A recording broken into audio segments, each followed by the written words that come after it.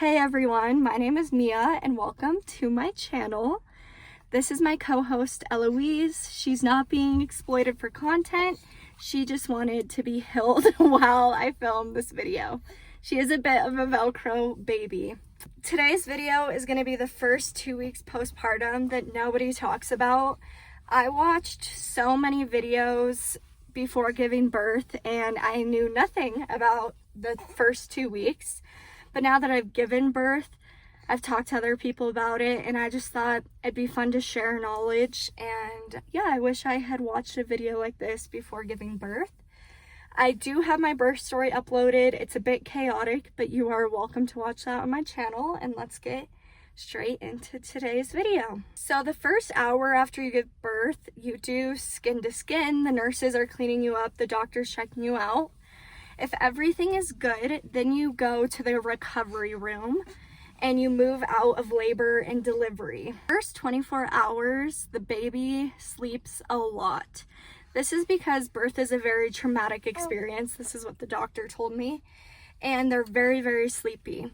It's the only time since she's been born where I had to wake her up and set timers to feed her. The nurses actually woke me up, but it was the only time I had to do that. Other than that, she always woke up when she was hungry. She woke up usually every 2 hours. So my advice, a lot of people are going to tell you sleep, rest. However, realistically, if you're anything like me, you have so much adrenaline and you're on such a high that you're not going to be able to sleep. So instead, if you want visitors at the hospital, I would have them come the first 24 hours. Some people say, I don't want any visitors at the hospital. For me, I would rather have them come to the hospital than come to my house. And I'm a big family friends person, so I was allowing visitors, and luckily for me, majority of them did come the first 24 hours she was born. I was unaware of what the next 24 hours would have in store, but that's just how it worked out. Have visitors, or if you are able to sleep, I would recommend sleeping because that is the best time, the first 2 weeks, that she is going to be, or your baby is going to be sleeping and sleepy. After that, good luck. No, I'm just kidding. So then you get into the 24 to 48 hour mark. This is when the baby starts getting a little more fussy. They're aware of when you're not holding them. And this is when it gets, at least from my experience, a little bit harder to sleep and relax. And for me, that was right when my adrenaline wore off. So I was so tired, and then she's awake, wanting to be held. And it's very normal when a baby comes their first 2 weeks to be nocturnal.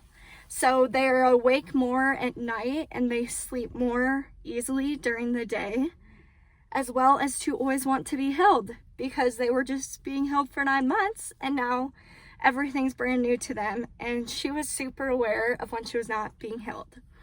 So I took a lot of advantage because of that, of when I was in the hospital, the second 24 hours and the second night, of having the nurses around to help.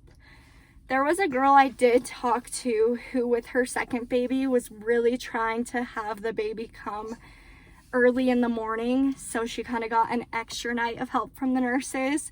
And I didn't understand why until I gave birth. And it is because when you go home, you are on your own with your partner. Or if you have a village, your village.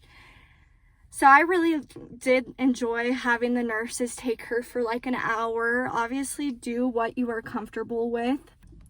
Sorry, I was having a technical issue, but what I was saying is my hospital experience, I exclusively nursed. She is exclusively breastfed. She doesn't even take a bottle right now.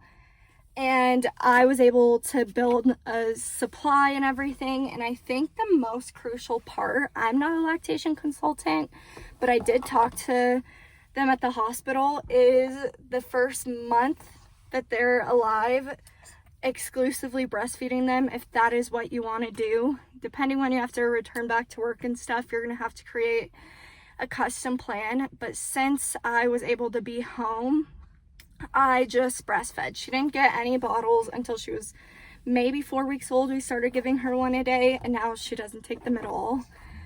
But that's when you build your supply. So even when the nurse took her, I said, hey, wake me up and I'll feed her. So she would wake me up to feed her, change her, all of that stuff. But she would take her out of the room so me and my partner could sleep, which was really nice because you don't have that luxury when you're at home.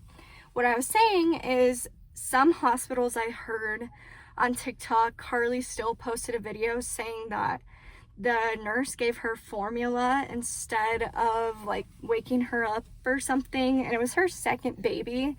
So I would just say, if you are only breastfeeding, to really communicate with your nurses, absolutely no formula. I want her only breastfed. Wake me up. My nurse knew. I didn't really have to tell her, but from that story, I would just be cautious. And yeah, it was really nice being at the hospital. Once you leave the hospital, that is when things get real. So we leave the hospital. My partner, she came 3 weeks early, and he did get paternity leave paid for 2 weeks.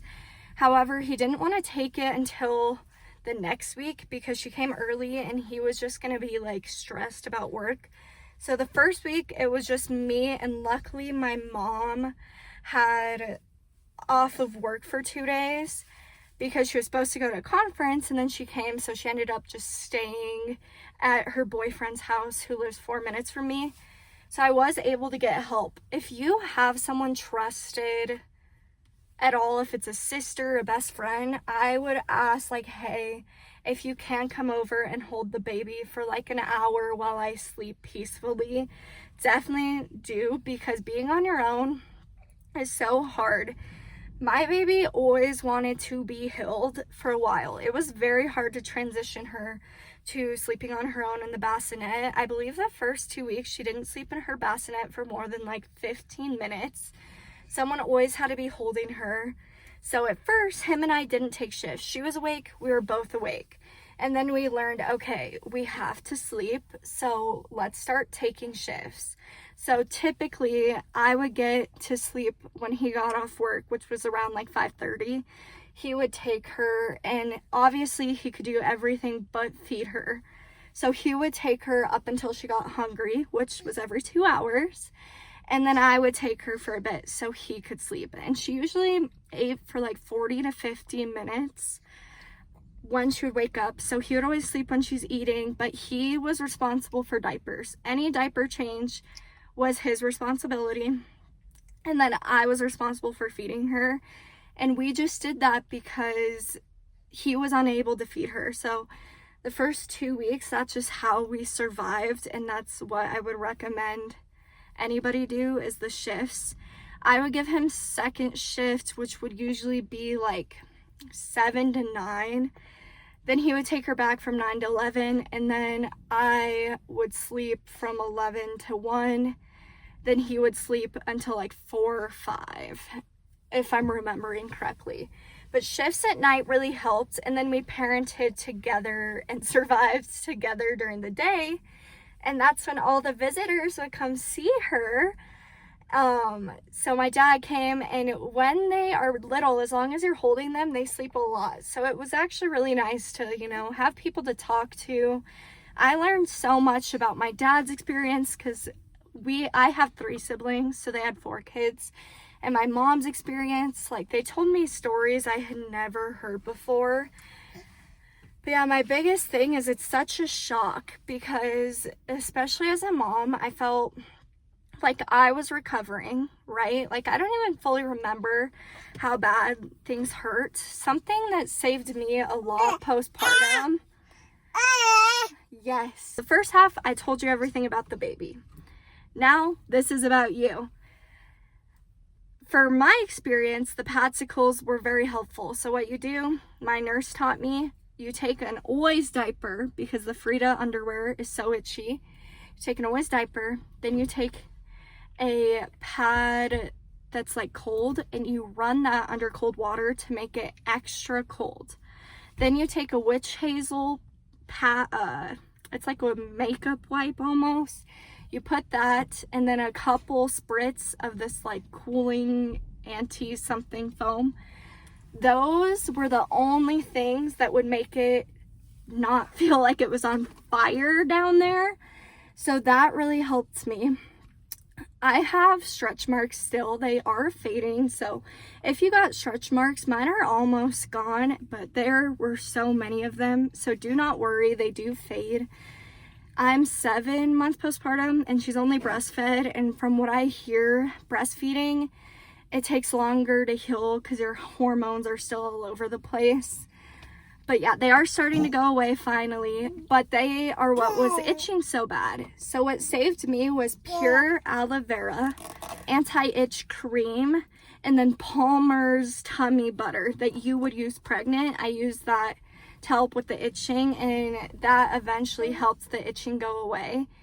You do have the sweats at night, so I showered every morning around like 5. He would take her. And then I showered before bed every night, and 2 showers a day saved my sanity. And then another thing, that if you are breastfeeding, your nipples are gonna hurt because they're not used to it. I didn't bleed too bad, thankfully. When I started bleeding, the hospital gave you like these pads that had a cream to put over your nipple that you did have to wash off before feeding her. I put that on and I only bled once or twice. And just make sure to alternate sides. If your baby's not getting a good latch, go to the lactation consultant. Luckily, she figured it out pretty quickly. She wants to eat my hair. So that was a thing. And I think the biggest thing is just healing while having this baby. I did go on walks. My neighbor has had 5 kids and she told me like she didn't go on any walks until 6 weeks.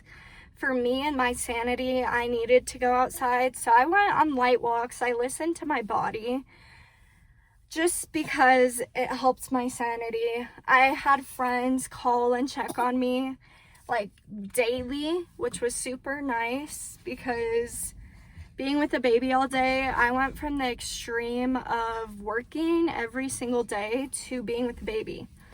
My boss visited me, my coworkers visited me, and yes, they would hold the baby, but it was just nice to have some reality. Yes.